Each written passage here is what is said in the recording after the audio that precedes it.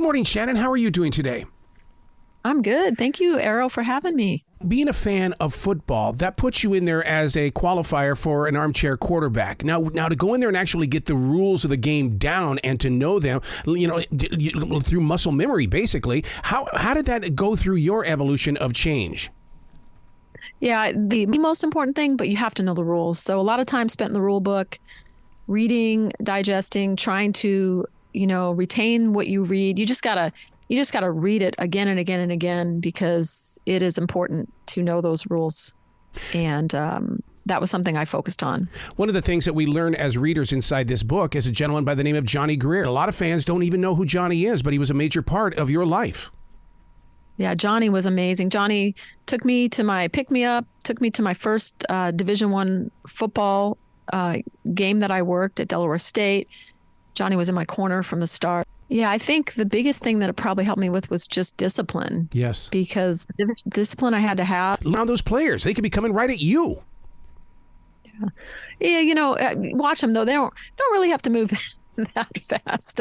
You just learn how to anticipate, read plays, anticipate plays, and then you can put yourself in the right position to stay out of harm's way.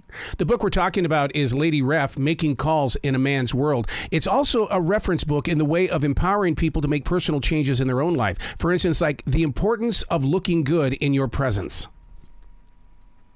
Yeah, field presence is something that is very important in officiating. It is something that you can be somebody that knows the rules, but if you don't have that presence on the field, knowing those rules isn't going to do you really much good at all, because that presence is something that puts everybody at ease, everybody that's around you, your fellow officials, as well as coaches. Here's bad as the fans when it comes to talking and doing some bad talking.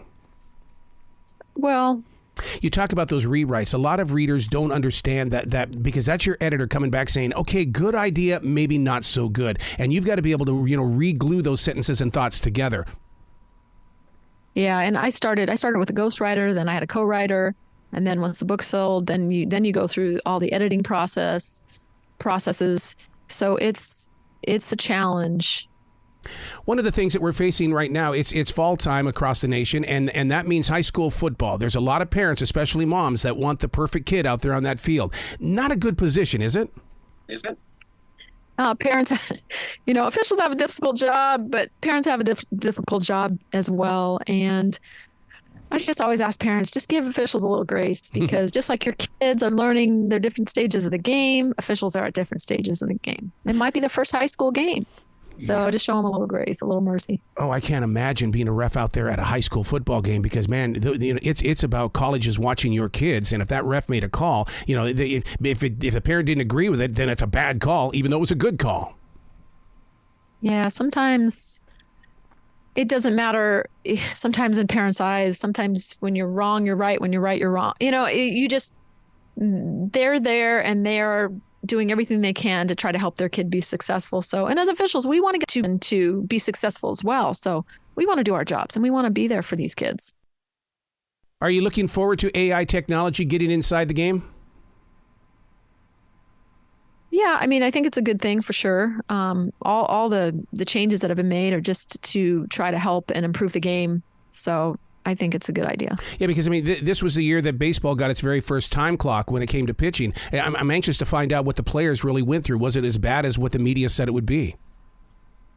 I think I love baseball, and I think the pitch clock's been great. It's speeded up the game, and, people that don't like to watch baseball might maybe watch it a little bit more now because there's not so much time in between each pitch. So I think it's been great. Yeah. So stepping away, you stepped away from reffing the games. What is it like now to have, is it a sense of freedom? Does it give you an opportunity to be more creative in other areas? Or are you a hardcore fan now? Can't break away from it.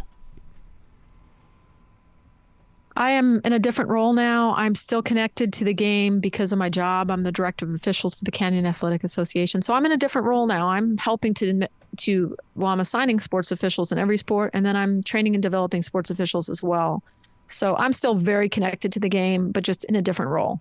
I think that once this book really gets into college students, there's going to be a lot of women that are going to want to ref the game, and they're going to reach out to you. Is there a website? Is there a training ground? Is there some place where they can go?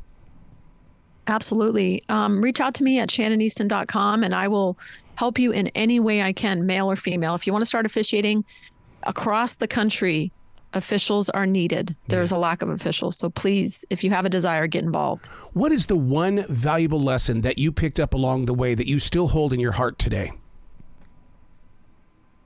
Well, one thing I can tell you for myself personally is that I didn't have a great balance. While I was going through all this, while I was pursuing my dreams, I was all in, which is, it's great to be all in on something, but I didn't have any balance. I didn't have balance with my family, my friends, and I lost a little perspective on things in life that were more important than that ultimate goal. And try to keep a balance. And isn't it kind of weird how we don't get that time back? It's like, oh, heck. All right, well, I did it. I have to accept it. Absolutely. And so many of the people that were helpful and instrumental to me have passed away. And it just reminds you life can be all too short. So. Wow. Well, you've got to come back to this show anytime in the future, Shannon. The door is always going to be open for you. Well, thank you so much, Errol. I truly appreciate that. Well, be brilliant today, okay? Thank you.